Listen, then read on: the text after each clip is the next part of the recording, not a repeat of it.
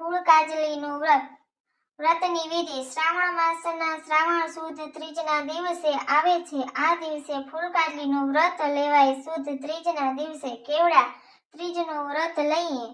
દિવસે સવારે વહેલા ઉઠી નાહી ધોઈ સ્વસ્થ કપડાં પહેરી ભગવાન ભોળાનાથ મહાદેવજીનું અને પાર્વતીજીનું પૂજન કરવું. પછી જ ફળહાર કરાય. ફળહાર કરતા પહેલા ફૂલ સૂંઘીને ફળહાર કરવાનું. એ જ પ્રમાણે પાણી પીતા પહેલા ફૂલ સૂંઘીને જ પાણી પીવાનું. અને જો આખો દિવસ ફૂલ સૂંઘાય તો ઘણું વધારે ઉત્તમ ગણાય છે.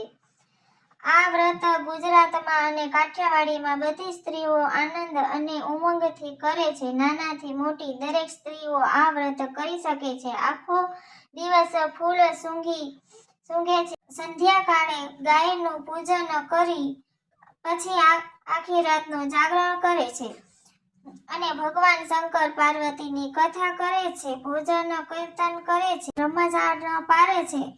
આ પ્રમાણે વ્રત કરે છે. ફૂલની સુગંધ પ્રસારે છે. તેમ આ વ્રત કરનાર સ્ત્રીના જીવનમાં ઘરમાં ફૂલની જેમ એનું જીવન સુગંધી બની જાય છે. આ પ્રમાણે જીવન સંસાર સદાય સુગંધમાં રહે છે. હે ભોળાનાથ, જેવા ફૂલ કાજલીના વ્રત કરનારને ફળો એવા સૌને ફળજો. જય મહાદેવ.